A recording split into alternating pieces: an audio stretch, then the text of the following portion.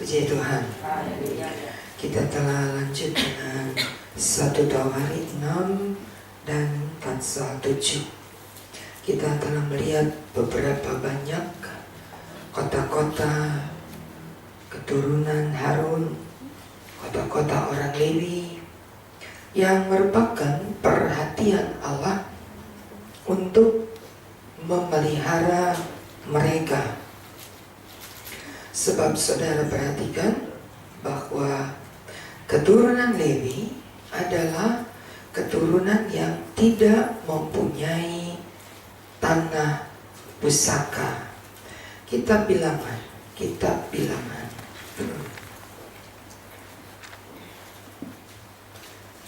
Ketika Allah membagikan daerah-daerah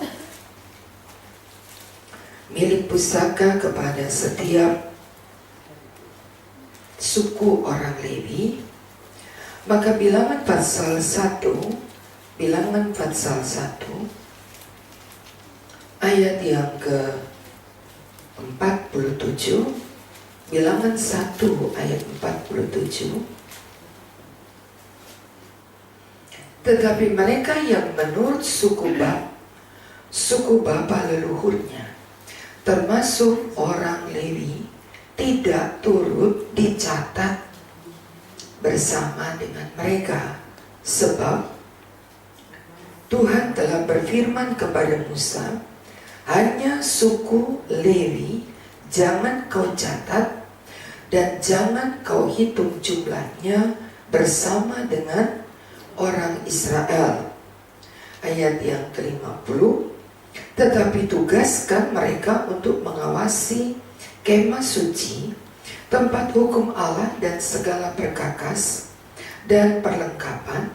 Mereka harus mengangkat kemah suci dengan segala perabot. Mereka harus mengurusnya dan harus berkemah di sekeliling bait suci. Itu adalah catatan untuk orang-orang Lewi. Ayat 53. Tetapi orang Lewi harus berkemah di sekeliling kemah suci, tempat hukum Allah, supaya umat Israel jangan kena murka. Orang Lewi harus memelihara kemah suci, tempat hukum itu. Ayat 54. Maka orang Israel berbuat demikian, tepat seperti yang diperintahkan Tuhan kepada Musa, demikian diperbuat mereka. Jadi ketika suku-suku Israel, ada 11 suku yang lain, mereka mendapat tanah pusaka, milik pusaka, orang Lewi tidak mendapat. Sebab orang Lewi punya tugas khusus yang harus dilaksanakan, bukan menjadi orang-orang yang sibuk dengan urusan-urusan yang lain. Karena orang Lewi harus melaksanakan pekerjaan sehubungan dengan rumah atau kemah sembahyang. Pasal 3, Bilangan pasal 3 ayat 45. Bilangan 3 ayat 45. Ambillah orang Lewi ganti semua anak sulung yang ada pada Israel, juga hewan orang Lewi ganti hewan mereka, supaya orang Lewi menjadi kepunyaan Allah. Itu adalah ketentuan mengenai orang Lewi. Pertanyaannya, lalu bagaimana dengan hidup orang Lewi? Kalau mereka nggak dapat tanah pusaka, mereka tidak melakukan pekerjaan seperti suku-suku Israel lain, bagaimana dengan orang-orang Lewi? kita kembali ke pembacaan kita di dalam 1 Tawari pasal 6.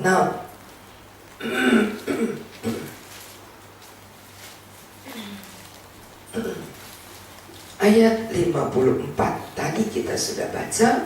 Kita kembali ke 1 Tawari 6 ayat 54. Inilah tempat-tempat kediaman mereka. Kata mereka adalah orang Lewi. Kepada keturunan Harun yang termasuk kaum orang Kehat, karena bagi merekalah undian yang pertama. Kepada mereka diberikan Hebron di tanah Yehuda dengan tanah pengembalaan di sekeliling. Tetapi tanah ladang kota tadi dengan desa-desanya telah diberikan kepada Kaleb bin Yefune. Kepada keturunan Harun diberikan Hebron kota perlindungan, kemudian Libna dengan tanah pengembalaan, Yatir, lalu Estemoa dengan tanah pengembalaan. Saudara perhatikan, suku Lewi dan Harun adalah termasuk kaum orang Kehat. Suku Lewi dibagi lagi menjadi tiga puak. Dipakai kata puak di sana ya. 3 puak, yaitu Kehat, Merari, dan Yedutun, merupakan puak-puak dari orang Lewi. Harun merupakan satu di antara 3 puak tadi, yaitu dari kaum orang Kehat. Itulah sebabnya Harun, orang Lewi ini, mendapat bagian. Jadi setelah tidak mendapat tanah milik pusaka, Allah perintahkan 11 suku orang Israel memberikan persepuluhan tanah kepada orang-orang Lewi. Jadi orang-orang Lewi mendapat persepuluhan tanah. Mereka tidak mendapat, kalau kita tadi baca di kitab Bilangan, ada yang di sebelah utara, atau lebih baik kita kembali ke Bilangan supaya lebih jelas ya. Tempat-tempat yang disebutkan milik pusaka orang-orang Israel. Pasal 2, Bilangan pasal 2. Udah, Bilangan pasal 2, mereka dibagi atas beberapa arah. Ayat 3, Bilangan 2 ayat 3. Yang berkemah di sebelah timur. Ini di sebelah timur. Maksudnya di sebelah timur kemah sembahyang. Sebelah timur, ya. Nahason, pemimpin orang Yehuda atau Laskar Yehuda, sebelah timur. Suku Yehuda. Ayat 5, suku Isakar. Ayat 6, ayat 7, suku Zebulon. Sebelah selatan, ayat 10. Sebelah selatan, ayat 10, Laskar Ruben. Ayat 12, suku Simeon.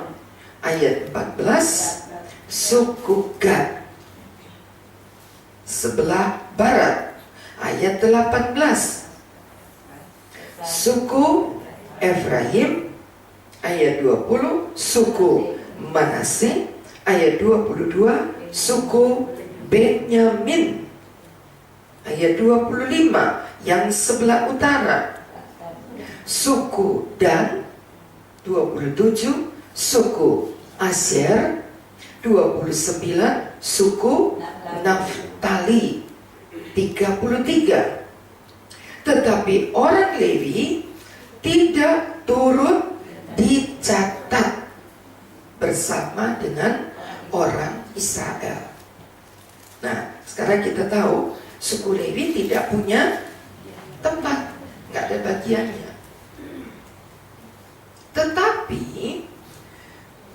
orang-orang Lewi mendapat persepuluhan tanah di setiap bagian.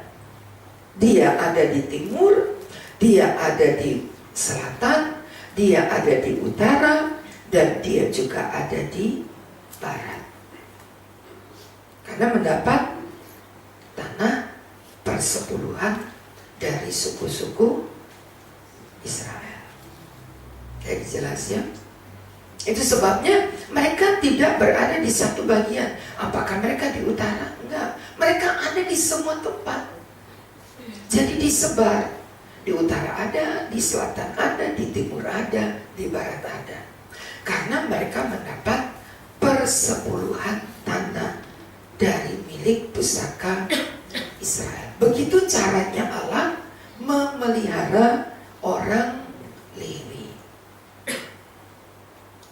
Bukan cuma mendapat tanah persepuluhan, tetapi kembali ke 1 Tawarikh pasal 6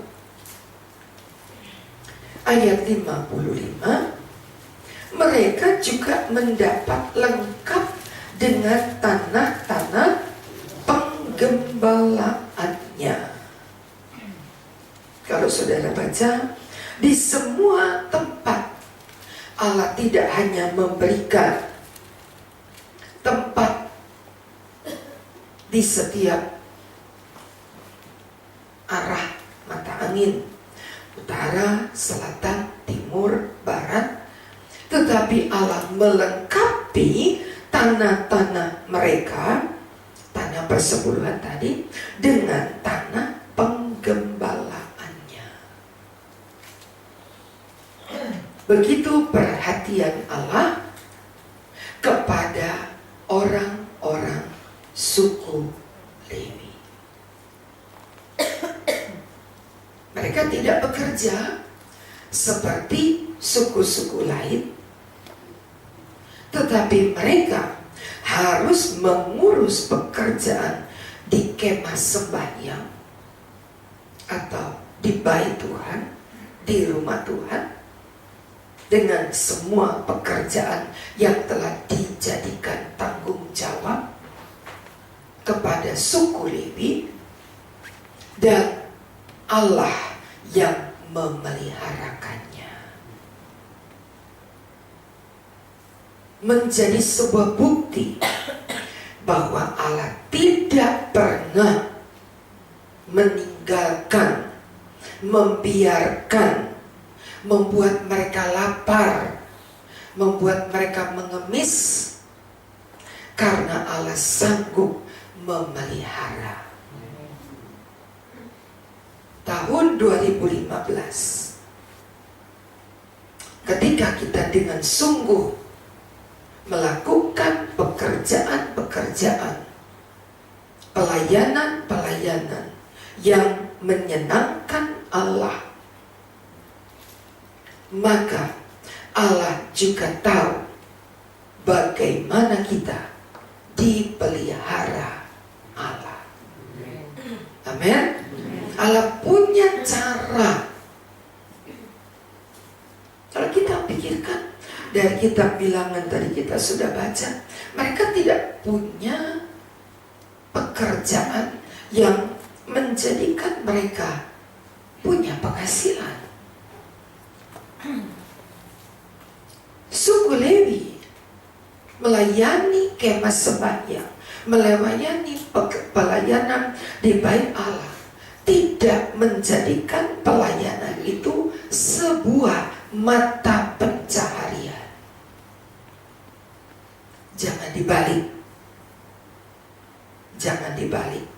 Orang melayani bait Allah, maka mereka dijadikan orang-orang orang yang mata pencahariannya di bait Allah. Bukan. Pelayanan bukan sebuah mata pencaharian, tetapi Allah sanggup memelihara kita. Di dalam 1 Korintus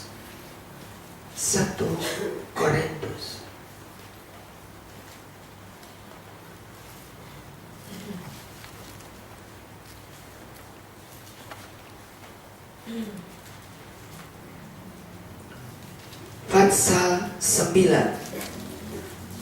1 Korintus 9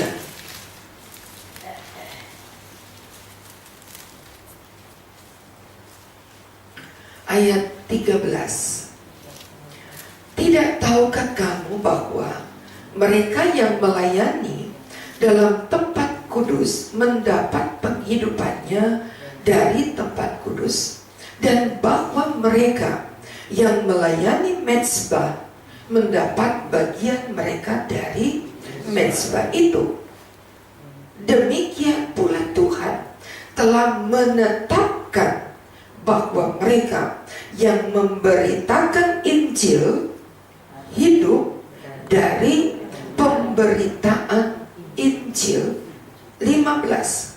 Tetapi aku, kata Paulus, tidak pernah mempergunakan satu pun dari hak-hak itu. Aku tidak menulis semua ini supaya aku diperlakukan demikian, sebab aku lebih suka mati. Sungguh kemegahanku tidak dapat ditiadakan siapapun juga. Ayat 18. Kalau demikian, apakah upahku? Upahku ialah aku boleh memberitakan Injil tanpa upah, dan aku tidak mempergunakan hakku sebagai pemberita Injil. Itu Paulus. Tidak menjadikan pelayanan sebagai mata pencaharian, tapi terbukti Allah memelihara Paulus. Memang dia berhak. Kata Paulus, aku berhak. Aku boleh menerima upah dari Injil, aku boleh. Tapi aku tidak memberitakan Injil karena upah. Itu sebabnya Allah peliharakan hidup Paulus.